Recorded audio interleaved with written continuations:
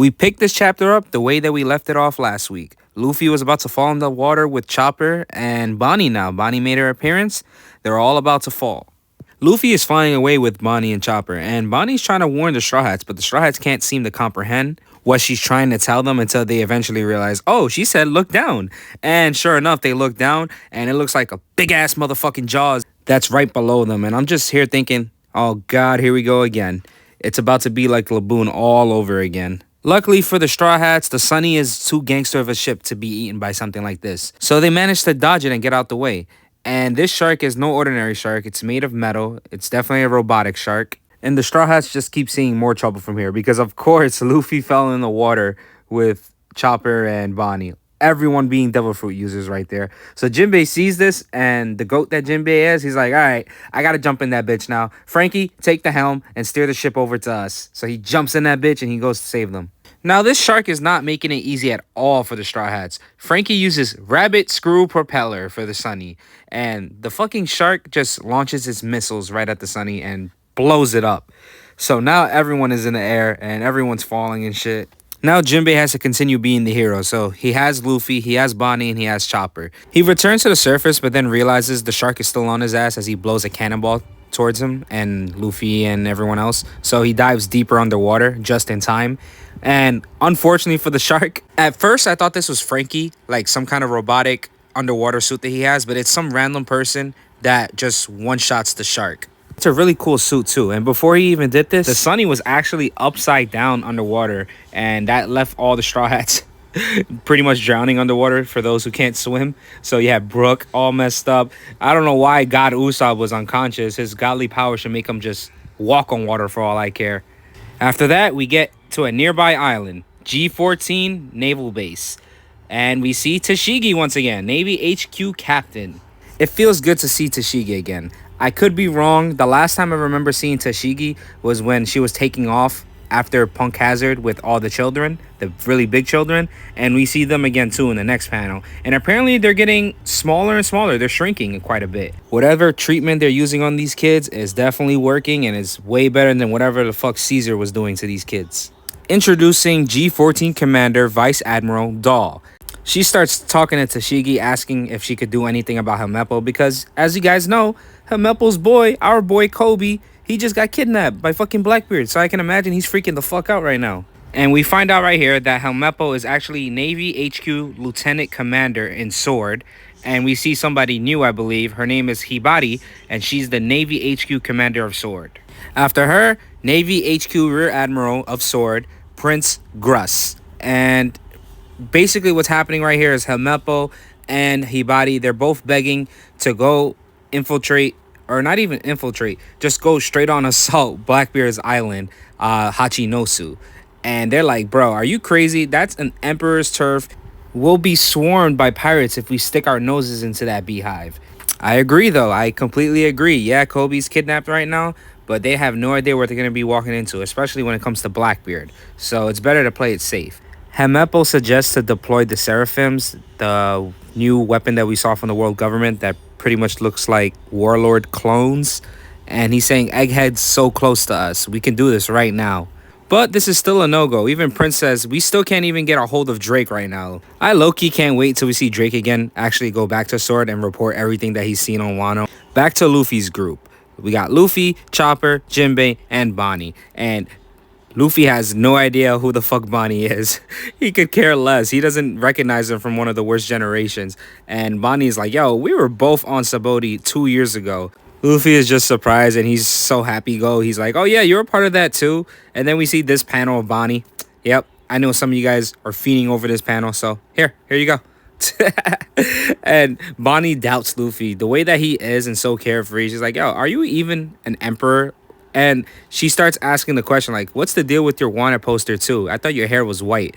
I love this interaction and how she mentioned this. And you have Luffy afterwards that says, oh, yeah, that's just how I look when I'm totally free. And she has no idea what the fuck that means. Imagine Luffy was anybody else and actually sat down and explained it to Bonney. Like, yeah, that's just me when I turn into Joy Boy. Oh, you know, the Joy Boy. Okay, so now we get to talk about Bonnie's crew. I asked about this a while back, because I remember the last time we saw Bonnie and her crew together, she had ran into Blackbeard, and Blackbeard had her tied up and was ready to do something to her until the world government showed up. So then Blackbeard split. But Jinbei finally asked the question, what happened to your ship and your crew? Bonnie just says, I came alone. That metal monster back there gobbled up my ship. I wonder how she really did get away from the reverie, by the way, because that's the last time we actually did see her before this, when she wanted to save Kuma. All right into the really good stuff now. So after everyone gets all hungry, Bonnie mentions it first. I forget she's the glutton Bonnie, so this girl can eat. She says, that reminds me, I'm starving. That leads Luffy and Chopper to be like, hey, let's go find a restaurant. I'm hungry too. Chopper's like, do you have any money on you, Luffy? But they have no clue where they're at. Bonnie points it out. She says, this is a government island. They are on Egghead, the island that's said to be 500 years in the future. Finally, Dr. Vegapunk's research lab is here, okay? Yeah, that Vegapunk that we've been waiting forever to find out about. I'm gonna be honest, I don't know how anyone else felt about this and coming here to Egghead, but I'm happy because it's an adventure. It's a random adventure like we used to see back then. The Straw Hats didn't have a destination over here. They just randomly came across it. And I know we got all the other crazy stuff. Elbaf, the final war, them actually getting to Laugh Tale, all that good stuff. It sounds great, but I just want to get to one small adventure, one small random adventure before we get into all that other stuff. And what better way than for it to be Vegapunk's island? Immediately I started thinking, I'm like, oh man, do you know the possibilities of things we might find out just because we're on this fucking island? We might find out the origins of devil fruits right now, for all we know, right from Vegapunk themselves. The interesting part is Bonnie says Vegapunk's the reason she's here and they've got business together. I'm like, Bonnie, you got so many fucking mysteries about you, and I'm all for it. I'm fascinated about you. I'm crazy to learn about what the fuck you've been through. Now, remember that big-ass robot that one-shotted the shark earlier today? Well, it lifts up the Sunny, and all I can think about is like, holy shit, it's the Iron Giant in the water right now. I don't know. The first robot that came to my head was the Iron Giant, so don't at me. And of course, as usual, Usopp is fucking amazed, a giant robot. Along with him, Frankie, he can't even believe his eyes. You know Frankie loves looking at something like this. He could probably imagine himself building something like this. We got number 12 on this giant robot, and it looks like it says Vega Force on the right side of its chest. A woman appears right out of the robot and says, this won't do at all. It's another failure. I wonder why, though. Perhaps overriding primal desires is simply impossible. And all the Straw Hats see this person coming out. This person says, forgive me, but did you say that I saved you? You naive pirates, I work for the world government. And drumroll, please. You're not going to really hear a drumroll, but they like to call me their scientific genius. You can call me Dr. Vegapunk. Everyone is losing their shit right now because what the fuck? This is the Vegapunk? Alright, now, if you ask me personally, I don't really think this is Vegapunk himself necessarily. I have a couple things running through my head. But if it is Vegapunk, I'm gonna just state this right now. I don't care if Vegapunk's a girl. That doesn't bother me. I just expected a better design when it comes to Vegapunk. That's just me though. But at the same time, I'm not really convinced that this is actually Vegapunk. One of the reasons being, every time we see a new character from Oda, he always throws in the little name box and a little bit of information about them. But we didn't get that right here, and you'd think that we would with a character like Vegapunk. I don't know, Vegapunk's a genius. He got described as an old man earlier in the series, although it could be some kind of misunderstanding, but I don't really think that's the case.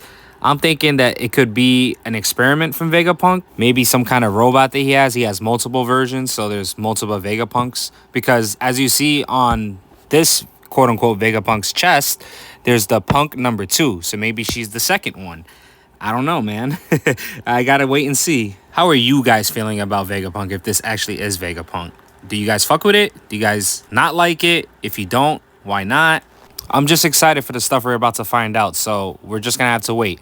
Unfortunately for us readers, there's a break next week, but that just means another week for Oda to rest up. Oda, rest up and then hit us with some more heat again. And stop simping over this panel of Bonney. Remember, she's just a drawing at the end of the day. Oh, also, there is a theory out there that I've seen that I've actually enjoyed. since Bonnie and Vegapunk have a relationship apparently. Maybe that is Vegapunk and Bonnie aged her. But at the end of the day, what bugs me is that Punk number 2. Maybe Vegapunk's second body. Vegapunk is a genius after all. If anyone's going to be able to do it, it's Vegapunk.